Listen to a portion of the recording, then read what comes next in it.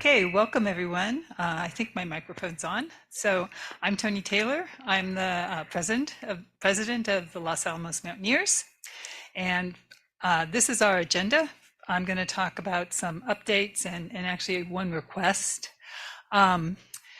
We have a new policy on alcohol, drugs, and firearms that I'm going to describe. Then Jeff Click will talk about the trip report and upcoming trips. And finally, we'll have our main presentation, which is Traversing the Wind River Range by Tanja, and I'm really looking forward to that. So, okay, in terms of updates, I just wanted to note that the Mountaineers are going to participate in Peaks Bear Festival, which is on August 26th from 10 a.m. to 2 p.m., and I think that's here. So we have a request for input on mountaineering achievement list for the Los Alamos Mountaineers website. So if you've done some significant climbs or climbed all the 14ers, done the centennials, there's a request out to send information to Zach Baker. And then finally, our current equipment manager is going to be, I think, incapacitated for a while. So we're actually seeking a new equipment manager. The main thing they do is they oversee the loan and return of club equipment, but they also do things like maintain the inventory of the club equipment, make recommendations to the board of equipment that needs replacing or things that need to be bought, and sometimes they purchase equipment as needed that's been approved by the board. Other members of the board also purchase equipment. So anyway, if you are interested in that, please contact one of the board members. We'd be thrilled to give you an introduction to Kai, who is our current equipment manager. He'll show you around. So anyway, that's a kind of a plea or a request. Okay, so we realized that we didn't really have a policy on drugs and alcohol on trips. And so the board actually came up with a policy, which we think is very reasonable. So, the first thing is no participating in outdoor activities when you're impaired by drugs or alcohol, back in camp or in lodging. When it's not an issue, if it's legal and it's used judiciously, that's okay if it's consistent with the requirements of the lodging venue and the camp participants. If the participants, for any reason, don't want to be exposed to something like marijuana or other drugs, those wishes must be respected.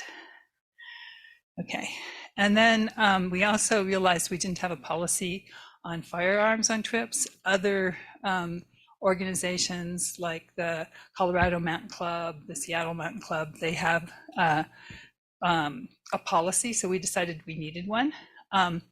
So firearms are allowed on trips if and only if they're needed to address a safety issue.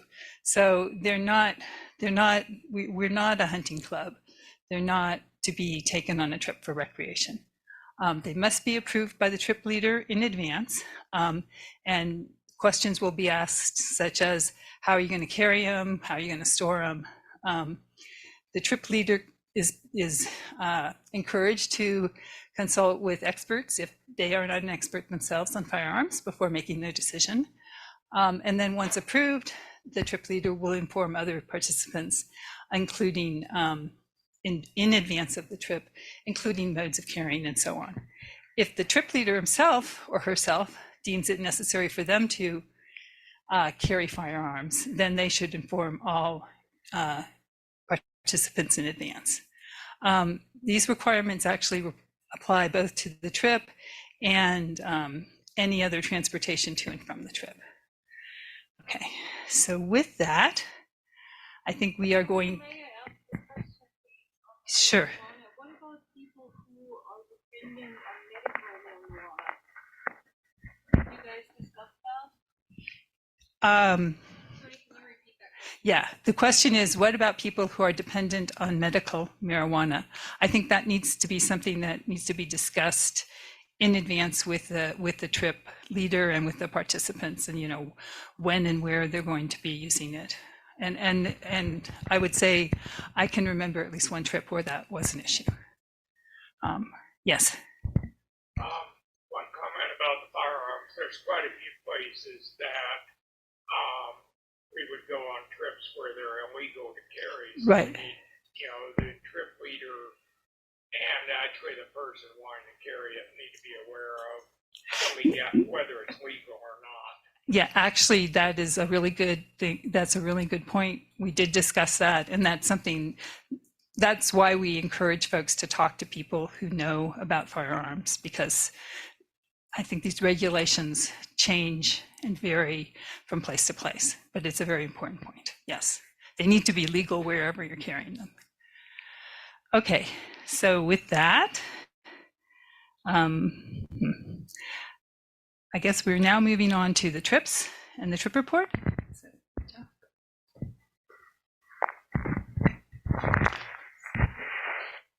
Thanks, Tony. Okay. First trip was a climbing school graduate outing to Tres Piedras on July 8th, led by Norbert Esselin. A big thank you to Norbert. He's led a series of these for climbing school graduates as well as others that want to participate, and this has been a great way to continue application of the learning that students had in the climbing school, and these have been well attended and been very successful. And this is Jacob Pratt on Zorro and John Pianezza facing a digital dilemma. And then there was a hiking and fishing in the Upper Conejos Valley on July 13th to 16th, led by Bill Prodorsky.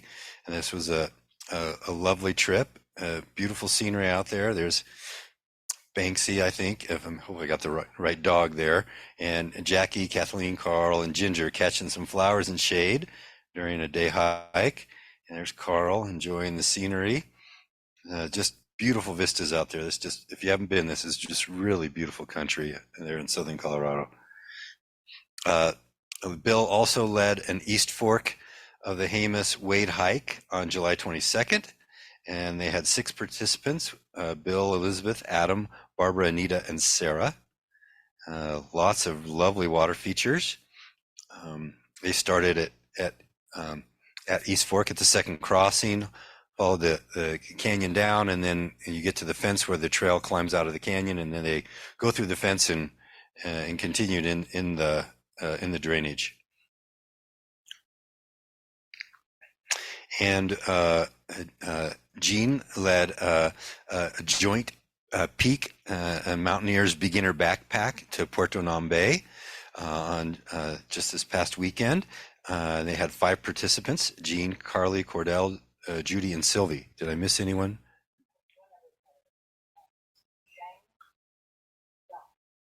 Thank you. Jean Young. Okay. And there's a group shot for that trip. Lots of lovely scenery up there in Puerto Nambe.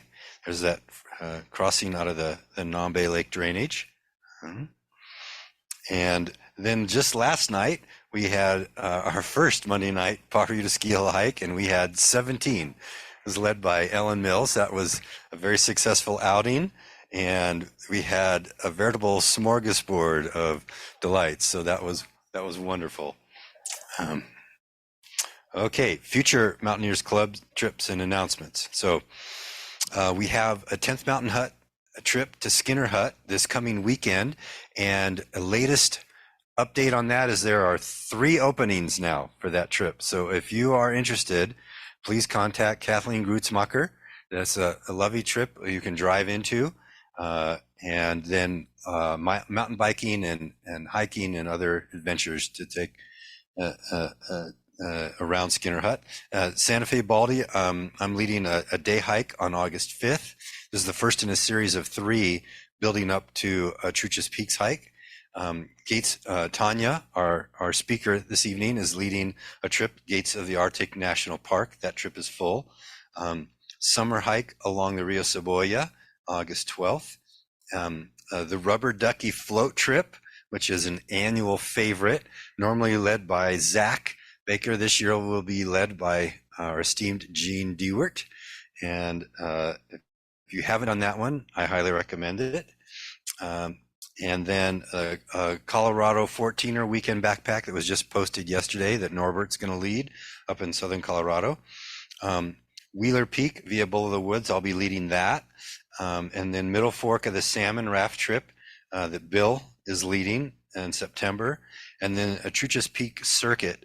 This is going to be a real long one, probably 17 or 18 miles. So only folks that are really fit and ready for that one. That's hence the series of hikes leading up to it to help folks make that assessment.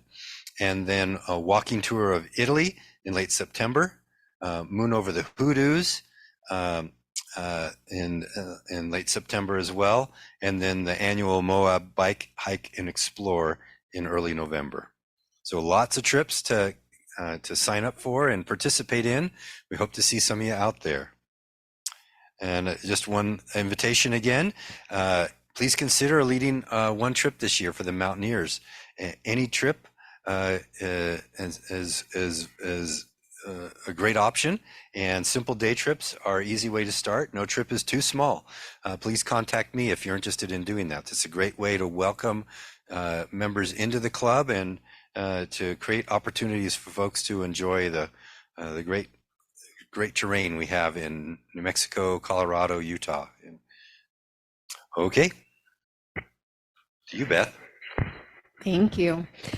Okay, I apologize for those of you that have heard this, I don't know, dozens of times already, but just a few logistics for tonight's presentation before we get started. Our presenter will be taking questions via Zoom chat and from our in-person audience. So for those of you watching from home, you can find the chat feature in the menu bar on Zoom. You can type your questions to the one that says Peak Moderator and it has my name, Beth, in parentheses. And you can chat me anytime during the talk, and I'll read them either if it's relevant during the program or at the Q&A at the end. They may be taking some questions during the presentation as well. So please remember that not everyone here in the room with us can have a microphone with them, so there may be a delay when we're listening to those questions from the live audience. Don't worry, we'll be back on in a second, and we will repeat those questions for everyone to hear. After the talk, you'll get a short evaluation in your email. Please do take a minute to fill that out. Your input really helps us to improve future programs. And without further ado, I'll hand it back to Juliana to introduce tonight's speaker. All right. So I'm Juliana Fessenden, and I am the program chair for the Mountaineers. And my job is to find speakers. We have a good lineup of speakers in the next, well, starting with Tanja here. And then we have a talk next month on biking the world. Yay, by Denise Kurzekwa. And then in September, we've got Anne talking about skiing and Nordic skiing and Nordic ski racing.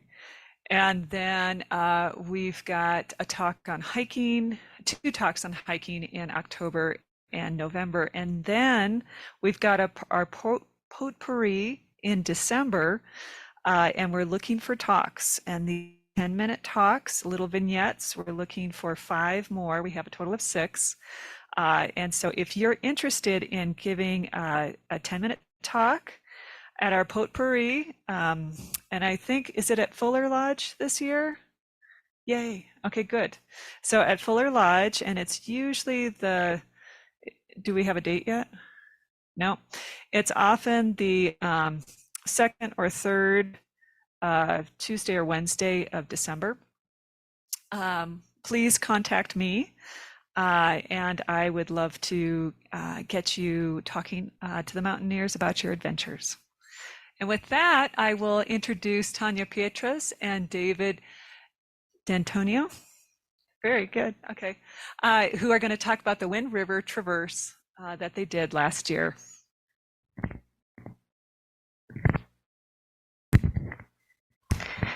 Yeah. It's on.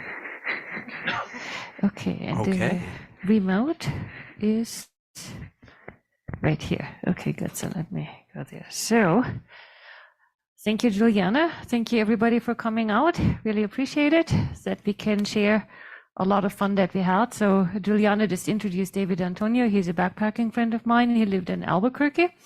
So I'm very glad that you could join us today to come out here. So let's jump right into it. And you just interrupt me and pitch in is needed. So I thought maybe let's talk a little bit about logistics. So the nice thing about the Wind Rivers is you can actually drive there. You don't have to fly. They're in Wyoming, for those of you who are not aware of that. So it's about a 13-hour drive, and Google isn't lying. And the last, I don't remember whether it was 2 or 3 hours to the Big Sandy trailhead is actually on dirt. So that made it take quite a while. So what we did is we drove out there, actually stayed with David's friend on the way in Colorado, which was very nice overnight. Drove out there, and we had rented a shuttle service to pick us up at Big Sandy trailhead and then drive us around to the other end. And I'll show you that in a moment, where we started our hike. So the idea was when we're done with the traverse, our truck is waiting for us and we don't have any logistical issues. So that made it really easy.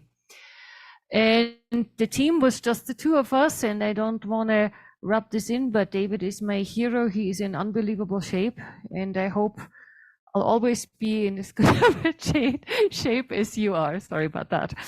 Okay, good. Let's go to the next one. I couldn't keep up with her. That's the truth. Okay, so I'm trying not to blow into that to make the people on Zoom jump. Okay, good. So let's see. Let me actually go to here so I can use the cursor. So here I just used a satellite photo, which I thought is helpful. The red dot that you see, that's the Big Sandy trailhead. And then you can kind of see there's a road that goes along here. So this is all paved. And then once you kind of enter the mountains around here, again, you start hitting dirt, and it takes a long time. And I'm just tracing this with a cursor, so you kind of follow this beautiful valley and then to our starting point, which is right around here. So sorry, those on Zoom, I hope you can follow that. So that's essentially the entire extent of the Wind Rivers. It's not a particularly large range, but very, very beautiful.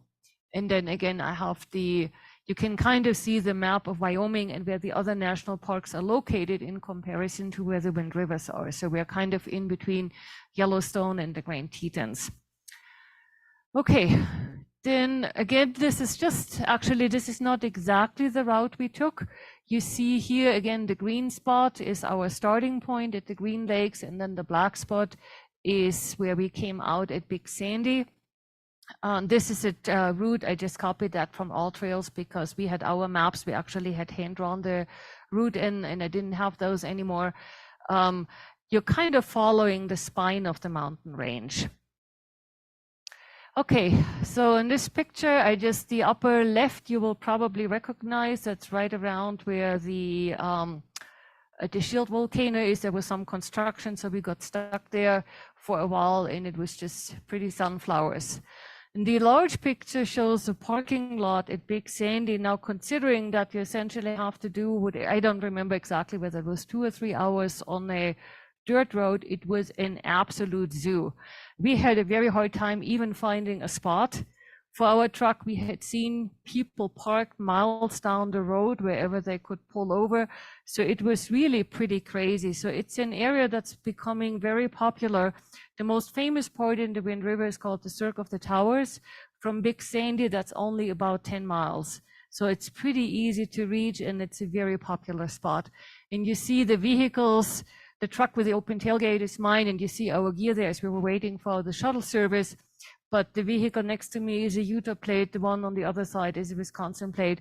I don't think we saw any Wyoming plates as far as I can recall. I think there's only about 10 people that live in Wyoming, to tell you the truth. Good point. Okay, so this is the trailhead. The clouds are starting to move in. That was right at the parking lot. And then off we are. The first decision, do we do the Lakeside Trail or the Highline Trail? But the answer is the Highline Trail that takes around the lakes. This is probably I don't know, maybe 3 to 5 minutes out of the parking lot. And I was like, oh my God, this is like one of the most beautiful spots I have ever seen. So it is just absolutely spectacular. So you see the green lakes there with few ducks around, and then this beautiful trail that takes you along there. And then in the distance, we already see kind of our first landmark, which is Square Top Mountain. Our first night, we actually just made it to camp. So our plan was, you know, we had, I think our shuttle picked us up at 2. So by the time we started hiking, it was probably 6 p.m. But rather than trying to find lodging somewhere or staying at the trailhead, we had both agreed we'll just take another night of food. We'll just hike in an hour or so, find ourselves a nice spot. Found a pretty lovely spot there. We're just able to pitch the tents, and then it started raining pretty good. And that was fortunately the only time it rained while we were cooking dinner. And I do remember that was kind of the first pointer. Well, you are actually further north. David had gone ahead to get water. There's a stream on the side coming in that feeds into the lakes, and I was looking for him, looking whether he found a good spot. So I go kind of into the brush. The brush was over my head, and I see a rump about up here, and it was the back end of a moose, and I almost stepped onto it. So I was like, I discreetly backtracked and found David, and we got water, and that was it. So this is the next morning after it stopped raining. Okay, so then we started hiking, and it was absolutely gorgeous. As the fog is starting to lift, you can kind of see the mountain slowly appearing out of the mist. It was green and lush and beautiful. And another one, again, I took a lot of pictures. Actually, I think I had to down select from 250 to about 55 or so. It broke my heart, the many pictures I can't share. Otherwise, we'd be here till tomorrow. So anyways, again, you know, gorgeous, gorgeous scenery. You see, as we're on the lower picture on the right, again, you see Square Top Mountain sticking out of the clouds, which was our first landmark. Again, just a view of the river, see a lot of glacial silt in there, but still a really pretty color. And then we started essentially veering away from the river and started to climb up into the mountains. This is this very kind of stretched out path, and we decided, yeah, it's kind of time to find a space to camp. We really didn't find any good flat spots for a while, so we ended up with what we thought was a relatively, let's say, you know, low grade campsite, but it was flat and good ground that drains well. So we set up camp there, and then that's essentially how a crappy campsite looks like in Wyoming. So it was just absolutely gorgeous. You see the sun setting on the mountains. We had this little pond, and it was very peaceful and very pleasant. In the previous picture, that was my anti-mosquito gear, which they were bad. They were as bad as if we had gone earlier. They were just bad.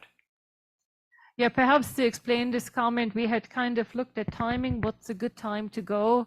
And so we were trying to time it late when the mosquitoes are already dying off because it gets cooler at night.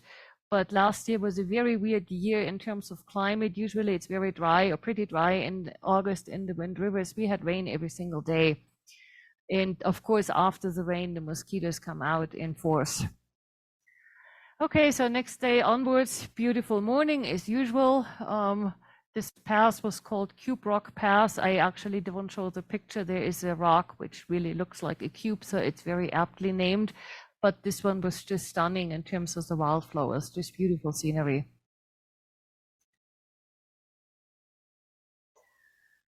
This lake that we're approaching here is called Peak Lake. It's kind of considered, you know, one of the highlights just because it has this absolutely beautiful glacial silt green flowers all around it, lots of rock.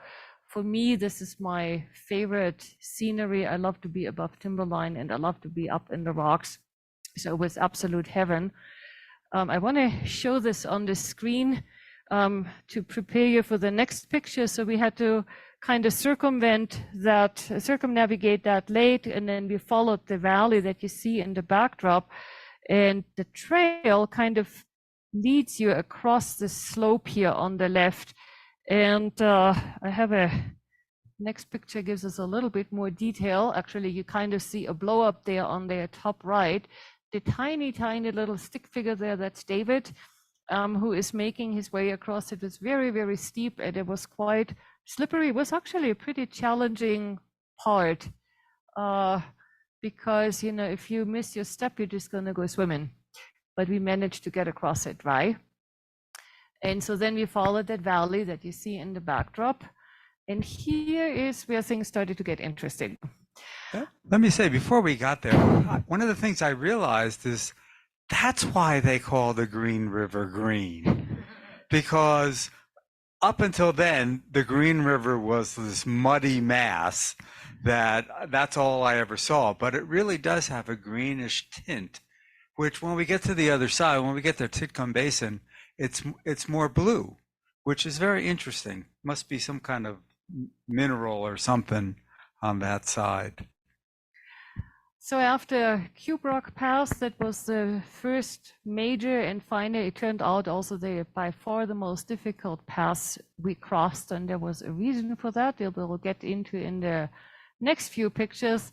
So we came up again, you see kind of in the middle of the valley with a stream coming down, so we hiked up that valley, and I'm already at the top of the pass and resting there. This is looking essentially the direction that we came. And then on this picture, that's what's behind me. I'm still all smiles because I hadn't looked down the other side yet.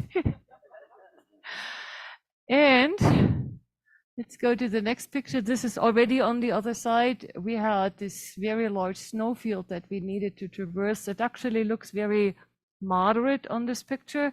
It was extremely steep and extremely challenging. I was actually not sure we could honestly do it. It was that scary. We first made our way along the rocks that you see up on top on the right-hand side as far as we could. And then we couldn't follow the rocks anymore. We had to get into the snowfield.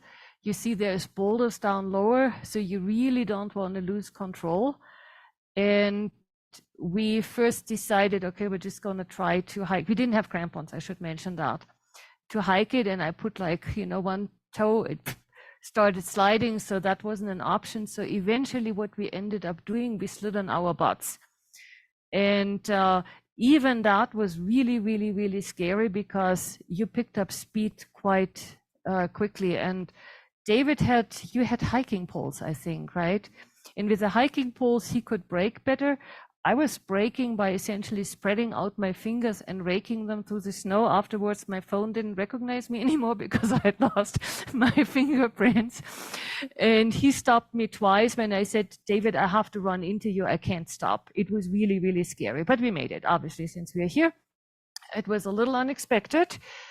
And at that point, we was like, wow, that is really challenging here. And then we're looking down. So finally, now we are through the worst of the snowfield. There was actually a very, very steep moraine that we still had to climb through, which probably was the nastiest part of the entire climb. But I believe it may have been around this time that David said, you know what, something isn't looking right. And as it turns out, this is what's called Summer Ice Lake. And where we really wanted to be was the Titcomb Basin. And you can see that this is behind that ridge that you see to the left in the picture. So with the benefit of hindsight, if you look at the topo map, you see on the top left, kind of the dotted line, that's where we were following the stream that you saw earlier. And the blue arrow points to the path you're supposed to take.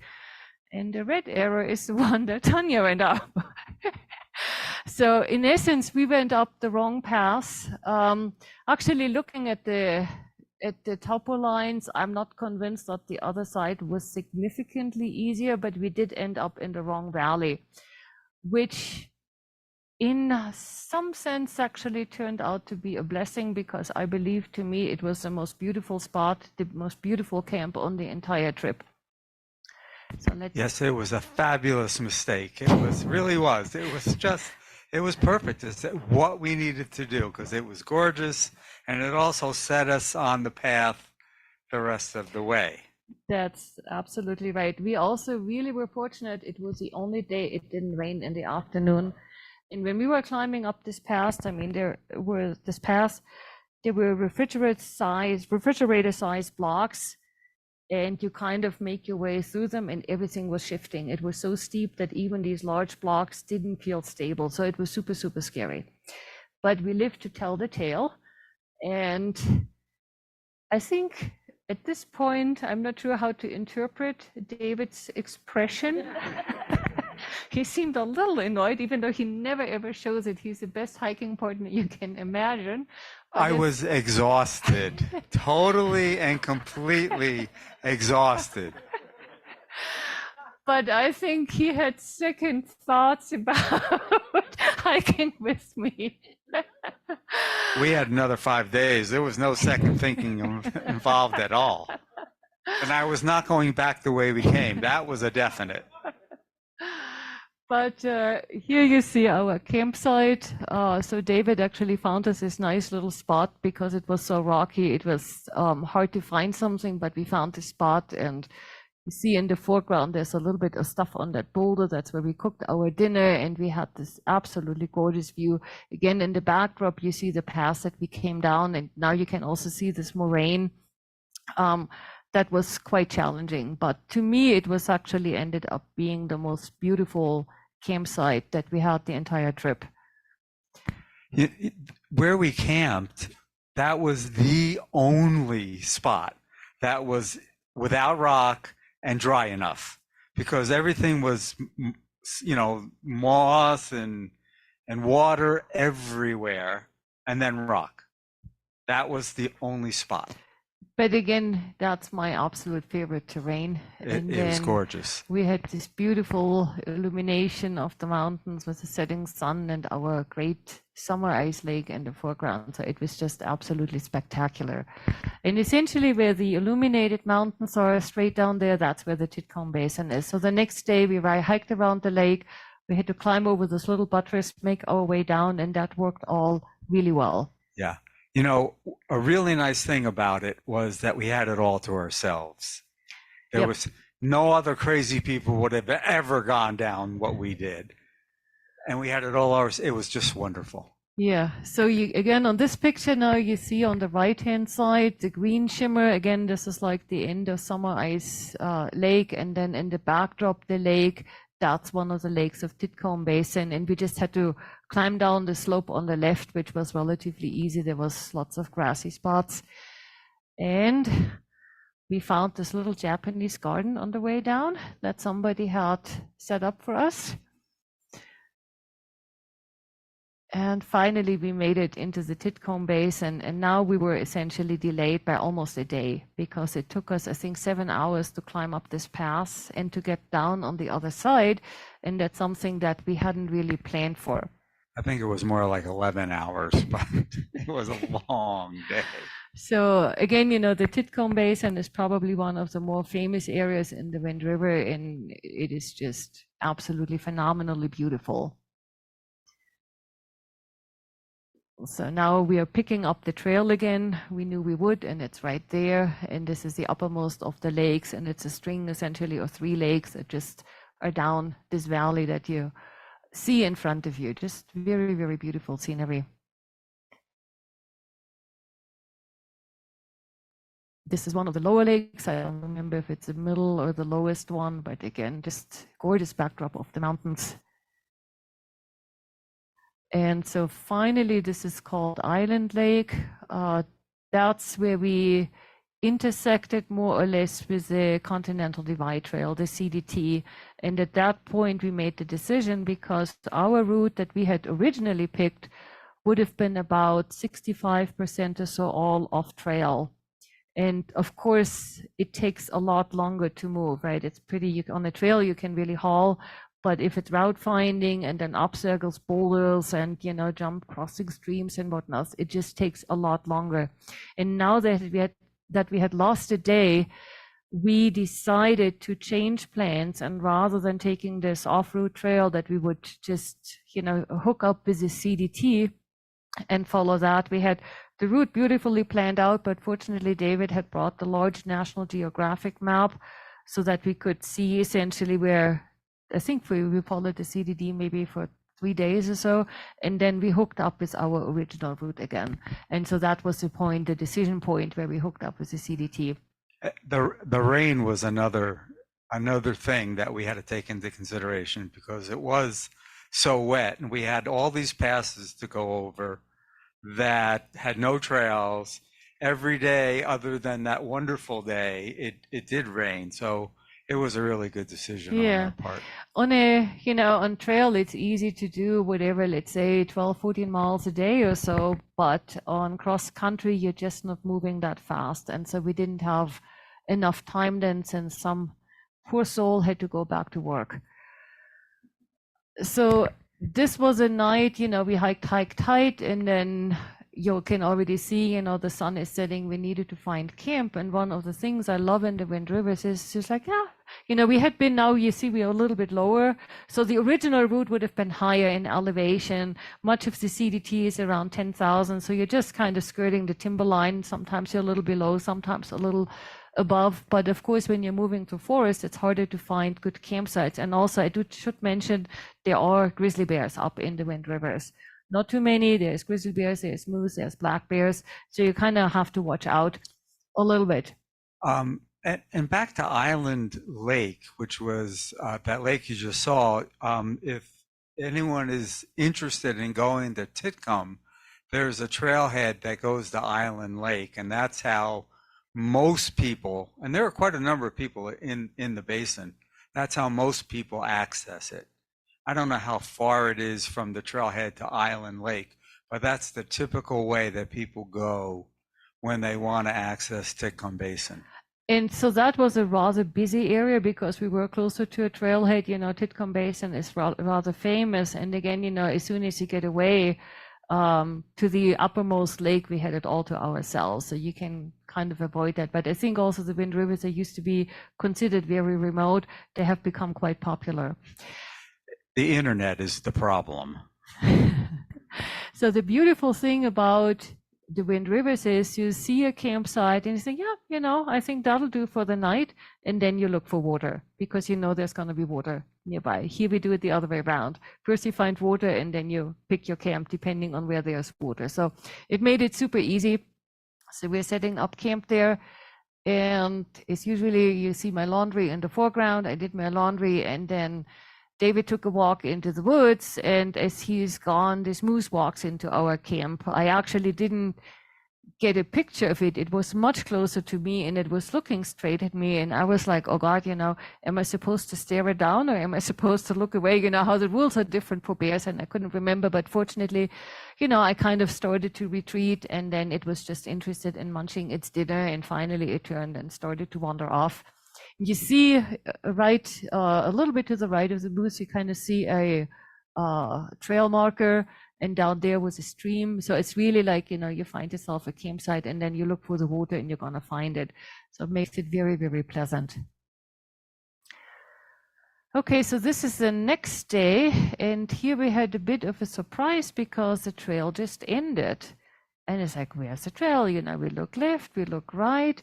And finally, David realizes when you look at the rock, you can see it on this picture, but on the rocks on this shallow, what they call a creek, I would call it a lake, there were scuff marks. And so the trail essentially goes straight into the water. And so this was one of the crossings. And I tried to figure out what the name was. I can't remember it, and I couldn't find it on the map. Do you remember? Pole Creek. Pole Creek. Excellent. Okay, I called it XXX Creek. But in any event, so this is considered a creek. So it was probably a good 100 feet or so wide to wade through, and quite cold. Beautiful. So this is my probably next to Summer Ice Lake, my absolutely favorite part of it. It's an area that's called the Cook's Lakes, and the actual Cook's are not visible. The ones that are closer to us that you can see, they weren't named on the map. I don't remember what they're called, but you kind of coming from this, rocky area in this absolutely beautiful basin with lakes everywhere, meadows and flowers. And I think we saw one other party there. It was just absolutely spectacular. You know, I said that they had so many lakes that they ran out of names. I think that's what the problem was. So after traversing this beautiful valley, now we're starting to climb up to the next pass. Again, you know, I took probably 50 pictures of that view because it was so pretty. Here's just one more. As I said, you know, those are the Cook's Lakes for anybody. I put those names on there if anybody is interested and wants to look it up later and say, oh, where was that?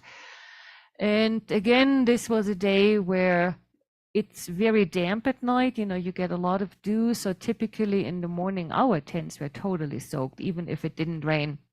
And so there was never really, you know, you wouldn't make any progress if you wait another 3 hours for the sun to actually hit your campsite. So what we did is we just packed up wet and then found ourselves a spot and dried everything out. And this is what that is. We decorated the scenery with our wet tents, laundry, etc., and just enjoyed this beautiful view.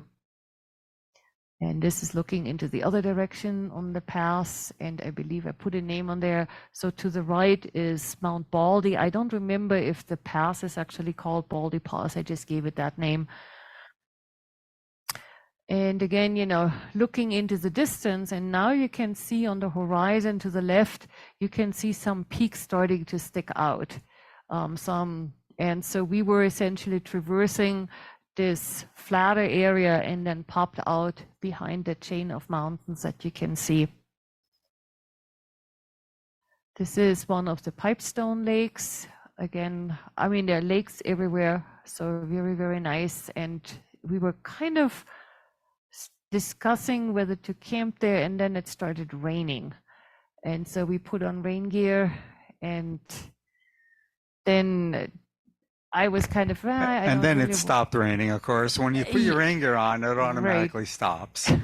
So I think, yeah, we got to just, that's probably why I took a picture. It probably already stopped. But so we kept hiking a little bit further, right? So those are the Pipestone Lakes. And then again, we kind of weren't too lucky with the campsites because, you know, you hike during the day and you think, oh, this would be a great campsite. This would be a great campsite, but it's only like 1 o'clock in the afternoon. So it's kind of too early to set up camp. And then when you need it, of course, they don't come. And then you're always thinking, well, you know, if I do another 10 minutes, there might be like this beautiful campsite around the corner. But at some point, you just have to pull the plug and make the decision and set up camp. And we kind of climbed down this kind of nasty slope. Remember that? And I think it was a horse camp, and it really looked very, very unpleasant. But now when I look at the pictures, I would say, wow, what a beautiful campsite. And again, you know, we had this pond there, the sun setting on it, very pretty. So next day, once again, there was a pretty big crossing. There were like 2 creeks next to each other. I think that's Hall's Creek. That's what I decided when looking at the map. So that was one of the major crossings that we had to do, kind of a milestone. And now I got super excited and I was like, David, the towers. So I thought it was a circle of the towers that you see in the backdrop. And it turns out they weren't, but it's still very pretty. Actually, no, it is. I take it back. Those actually are the towers. We saw another set of towers, which turned out not to be the towers, but those are the actual towers. I compared the shapes, and this is correct. So that's this area where I say, you know, it's about only 10 miles from Big Sandy. So we are kind of getting towards the end of the hike already. Not really, but only like a few more days. There was a long stretch we are still on the CDT here, where we traversed these giant meadows that were strewn with boulders, and you see these peaks in the backdrop. And I really, really enjoyed that scenery, you know, lots of streams going through. So you get all this diversity, you know, you have the really dense forest, you're above timberline and the rock, you get these gorgeous meadows. So there is just a little bit of everything. Very, very beautiful. And this is where we crossed over, remember that? And I think I put the name on there. Yep, Shadow Lake Trail is what it's called. So now we are off the CDT finally and doing this little detour towards the Cirque of the Towers. And I think I have a topo map, yes, coming up. So again, now we are approaching them. And then there is a string of lakes. And we had planned to camp at the first lake, and we got there, and it was like the state fair. I have never seen. Every single campsite is taken, there is some boulders in the lake everywhere. There is people jumping around, stuff hanging off trees. And we ran, we wanted to follow the shoreline to see if we could find a spot. Of course, everybody wanted to camp by the lakeshore because it was so pretty. And then we ran into this one resident, and she kind of felt like it was her own private property, and she didn't want us to trespass, and she got very unfriendly. And after having essentially had days where you barely see a soul, it was just unpleasant. And so we decided, what the heck, we have seen enough lakes.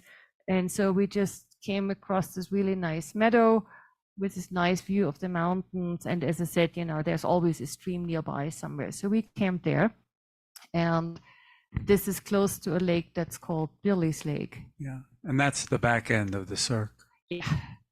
And so again, I think I have on the next one just to show that a little bit to you. If you look at the east-west trail, this is the Shadow Lake Trail, and on the bottom left of the image, kind of highlighted in yellow, that's where the CDT goes. So it kind of goes off to the top left.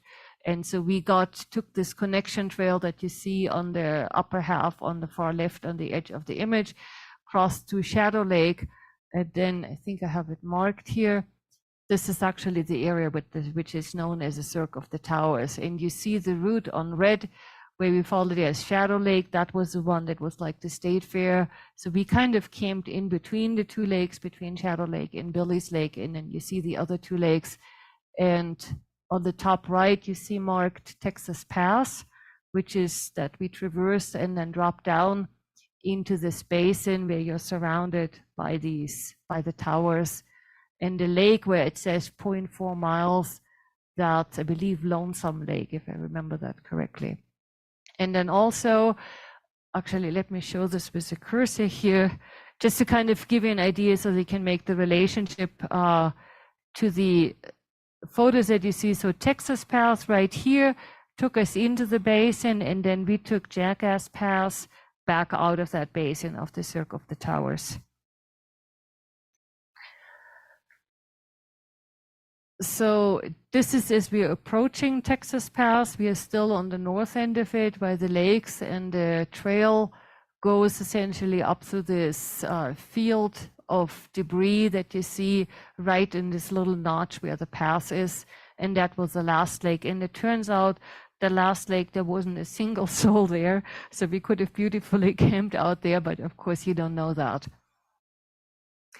So we climbed up there early in the morning, and we essentially crossed the pass, and now we're looking down the other side into the cirque, and where you see kind of the green area with the trees, we can't see it yet, that's where the lake is, and then you're just surrounded by these incredible peaks. So this is Lonesome Lake, so now this is already at the bottom where we had come down. And let me go to the next one, actually, go back one, I'm sorry about that. Yeah, you can see it on this one. So this is the lake, and then we found ourselves a really nice spot, and we hung out there, and this is photographed from the spot where we spent a few hours. I think it just had this great panorama around us of the towers. But that is, as I said, it's an area that's relatively close to the parking lot, even though it's hard to, it's a trailhead, it's not easy to reach, but there were a lot of people there. I mean, you look down at the lake, and there's, everywhere there's these little groups of people. So it's kind of getting more crowded. Yeah, both the Cirque and at Titcomb, there were quite a number of people. And then Island Lake, because that's where they camped to go to Titcomb. Exactly, yeah. So now we're climbing back out. So this is at the top. This is Jackass Pass, so kind of on the southern side. And again, another view of the towers. And off we go. I could just not take enough pictures of it. It was such a nice panorama. And now we're going hiking down on the other side of Jackass Pass, so kind of under the mountains now, towards the first lake, which is called Arrowhead Lake. And You see on the right shore of Arrowhead Lake, you kind of see this debris field with big boulders, and the trail winds its way through there. And it was actually pretty challenging to follow. I have to say, at some point, you know, even though there were a lot of people there, I actually kind of got off and it's like, this is getting a little dicey here. And then I realized I was off route. And you see, if you look closely, there's little colorful dots everywhere. You know, people who had hiked out there, spent the night at Lonesome Lake, and then hiked back out. There were a few other people. We ran into a group. They had done, I think they did the same, more or less the same route that we had done. So again, you see where Jackass Pass is, a kind of the green pass where we came over. So the Cirque of the Towers is on the other side. And then this is Big Sandy Lake now. So really getting out of the mountains. It started to rain again, and decided then to hike on a little bit. So Big Sandy Lake is more or less behind that forest at the drop of this big slope that you see. And again, we found ourselves actually a very pretty campsite in the middle of this meadow. There was this elevated area, so it was nice and dry. We had a little stream around us and had, essentially that was our last night out on the trail. And then we had V Lake is the very last lake. We did a little detour. We thought maybe we could camp there, but then we didn't find any camping, so we hiked back to the spot. It was only like 10 minutes, so that we had seen previously and that we liked. And I believe this may actually be the last of the pictures. Yes, it is. Okay, so I hope we gave you a bit of an impression, maybe whetted your appetite to go out there. It's absolutely worth a drive.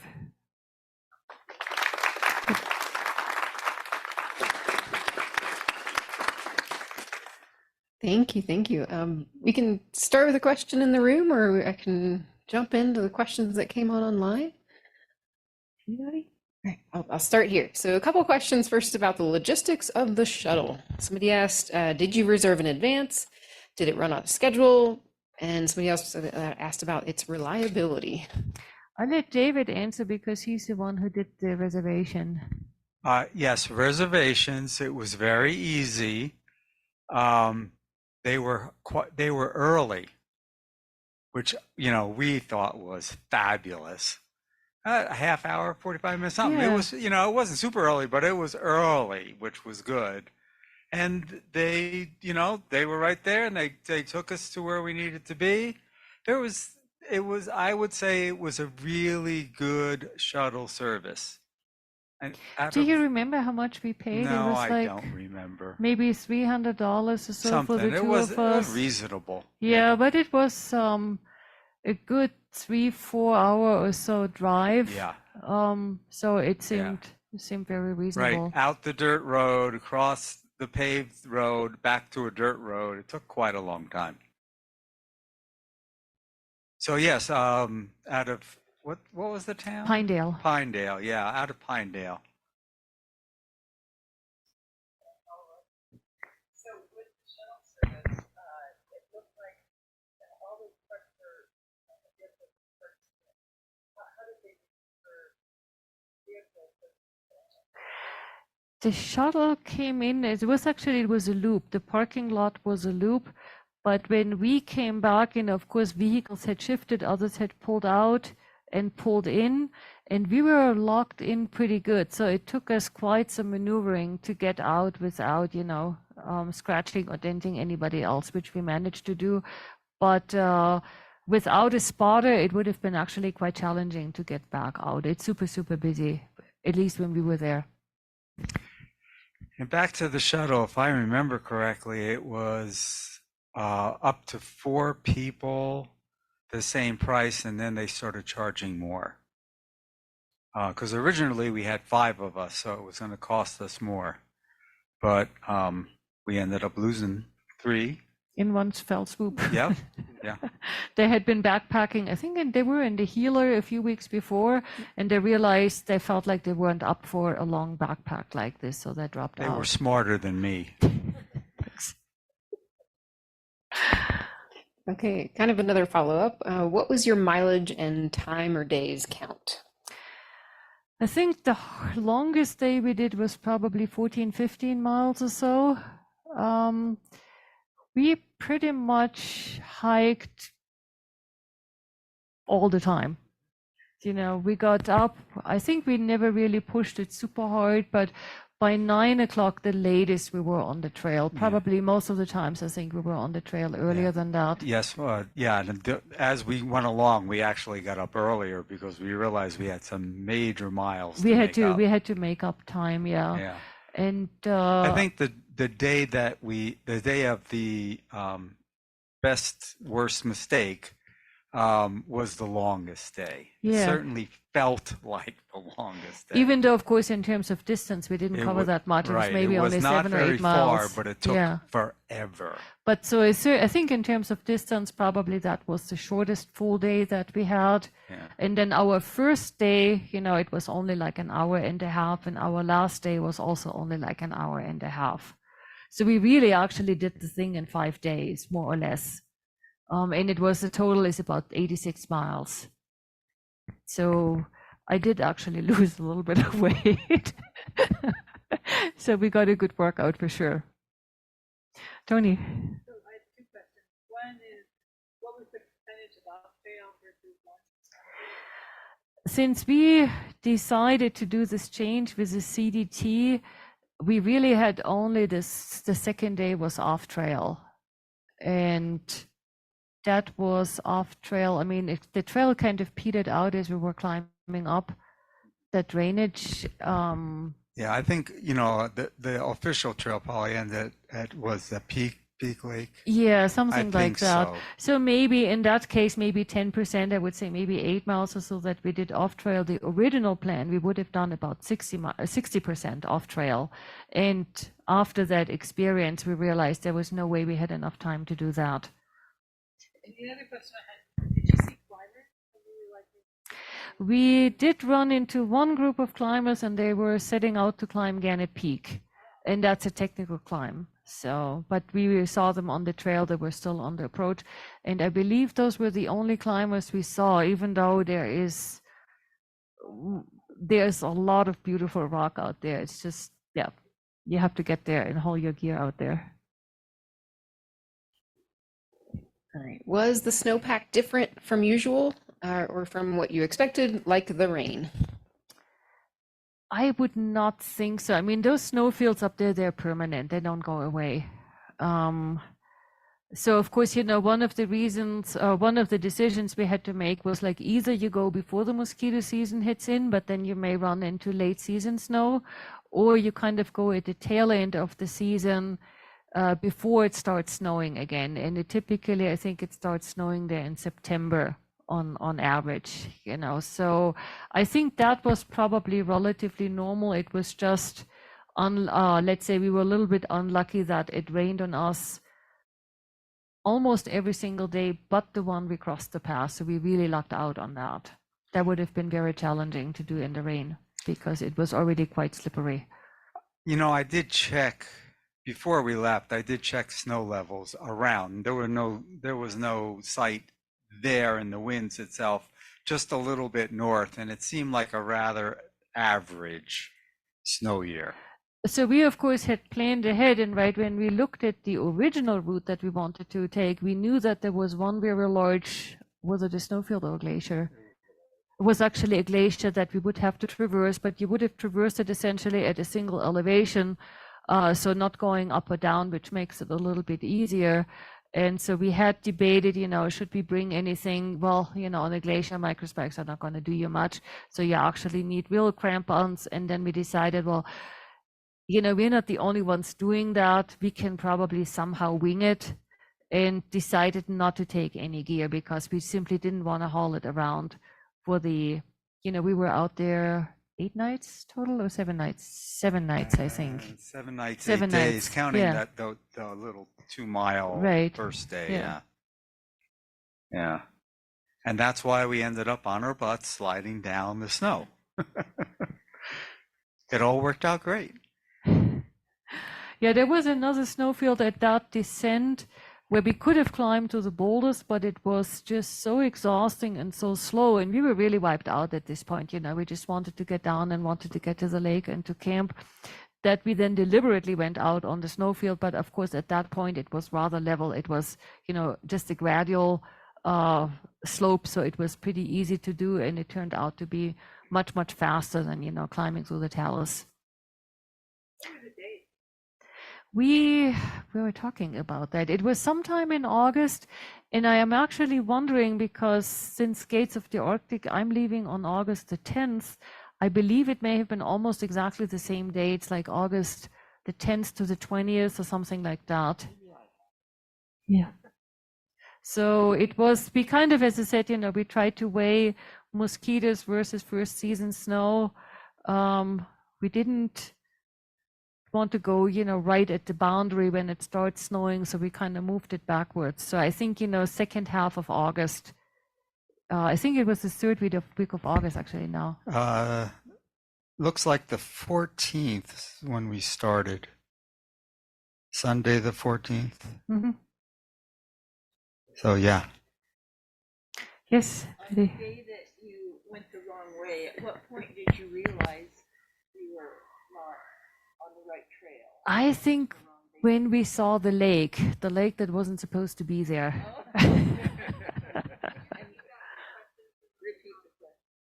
Oh, I'm so sorry. So Patty asked, at what point did we realize that we had done the wrong pass? And it was you who realized it, and I think it was when we... Yeah, it started like not looking right. So I actually took out the electronics, which I hate to do, and I looked and I said, this makes no sense at all.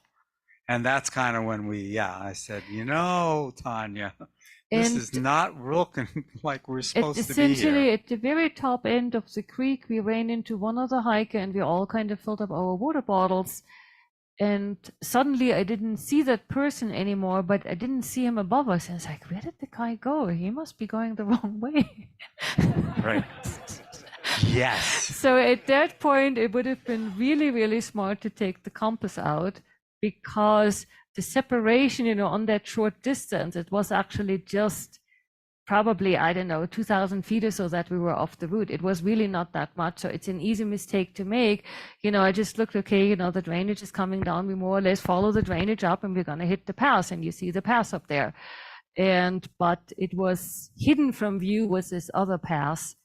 And if we had actually been able to see it, we might have seen the other person, which could have been an indication. Of course, they can make a mistake too. Or maybe we would have said, left looks easier than right, or something like that. How did you determine what to do at that point? What kind of, did you look at electronics, the map? How did you determine how to get back? Oh, we looked at the topo map, and then at that point also the terrain was actually nicely spread out in front of us, and so we knew that this little hump that we had to traverse in order to get into the Titcomb Basin, it wasn't like particularly steep or anything. So it was really, our goal was to make it to the lake, which was challenging because also we were tired, and then we knew essentially if once we reached the lake, we're probably in business, and then it was relatively easy from then on. All right, we have two quick gear questions online. First one is, did you use bear canisters for your food? You had a bear canister and I had an sack.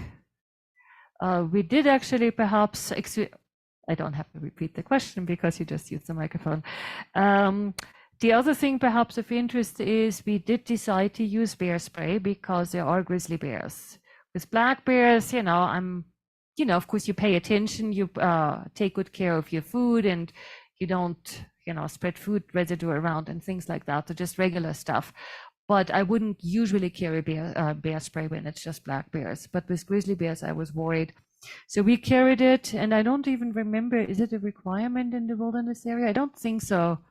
We never saw a ranger, but in any event, so we kind of were trying to figure out, how do we actually carry it? Because if you need it, you need it. You can't, oh, excuse me, bear, would you say it a second, unpack your pack and pull out the can.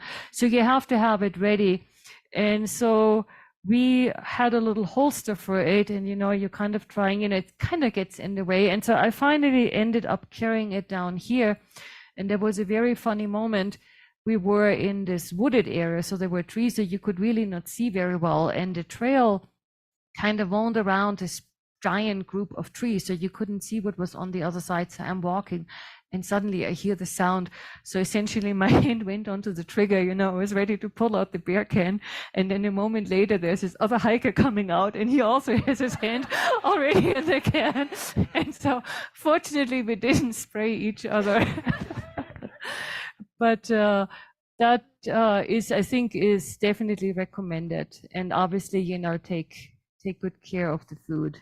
We never, it's kind of like, you never use it. So now to say, the Ursac works great with grizzlies, I can't really attest to it because the grizzly didn't try to get it, but at least we didn't attract anything. And there also, I don't know if probably lots of people using the Ursac. I use this op sack or whatever they call it inside. That's a super heavy duty Ziploc bag, kind of is a double zipper that's supposedly odor-proof. I don't think there's anything that's truly odor-proof, but let's say it's an additional barrier for it to be found. And so we didn't have any issues. The other one was, did you take water crossing shoes? That's another thing we had talked about doing and decided against, and we decided, we'll just do it barefoot. Which was perfectly okay because there's no raging streams there, everything was pretty wide. And also, we just picked spots, obviously, accordingly. There was this whole creek crossing that was incredibly spiky.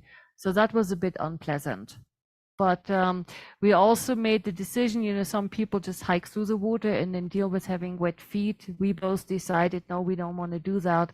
So we took the extra time to stop, take the boots off and then put them back on the other side. Yeah. We saw quite a number of CDTers going both north and south. Actually, more going south than north. Yeah, and they were the ones that would just, they were, no way they were taking their shoes off. So yeah, they want to do 20 miles a day, just, they can't afford the 10 minutes. I believe Tanja asked that one of them at one point, well, how does that work? Does your shoes dry out? He says, yeah, not really.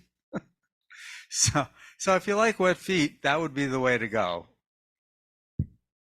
Or if you're in a hurry, because they do their 25 or 30 every day.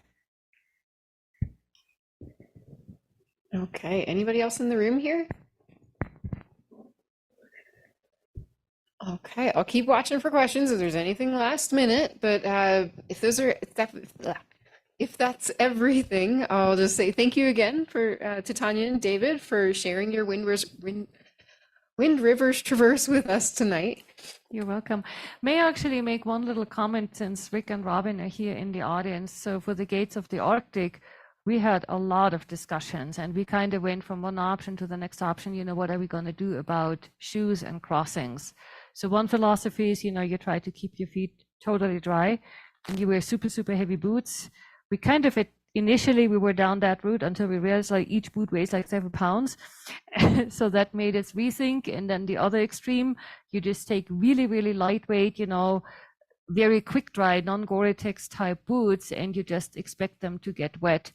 And what I have settled on, and of course I haven't tried it yet, is I talked to one shoe manufacturer salesperson who was really, really helpful. And she gave me these ideas of getting waterproof socks. We had talked about it, but in my mind, that's neoprene. Well, there's way better stuff out there now than neoprene that I didn't know about. Neoprene is, I knew I wouldn't want to do that because you get like all pruny because they never ever dry, right? But so I bought these socks. They are kind of 3 layers. The innermost layer is merino wool, then there is a waterproof membrane, and then the outermost layer is some kind of like a rugged nylon so that, they resist. And then they have a nice cuff, and I tried them out. I sprayed myself with a garden hose, and I also tried them out in the shower, and they're totally dry.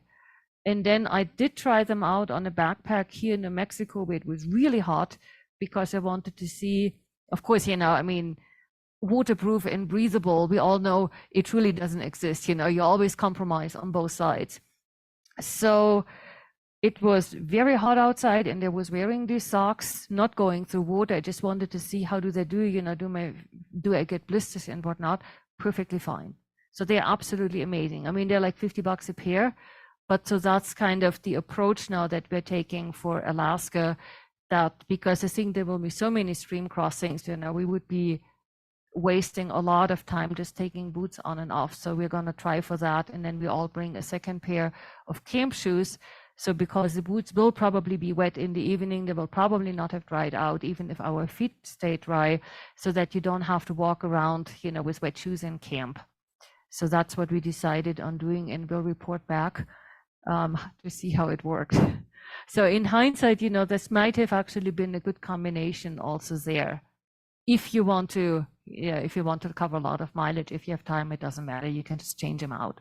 There weren't that many crossings. Great, thank you. That's an interesting piece of gear I had not heard of. Okay, any other questions and comments? Okay, I don't see anything else on there. So just a quick reminder, everybody, please remember to look for that quick survey coming to your email. Peak also has lots of programs in the mid and late summer. We have a few more of our popular suds and shows coming up where you can sit in here and drink your beer and wine and watch a movie. And then there's one more summer family evening happening tomorrow night. Then check out our website for more, gosh, lots of variety of programs coming up.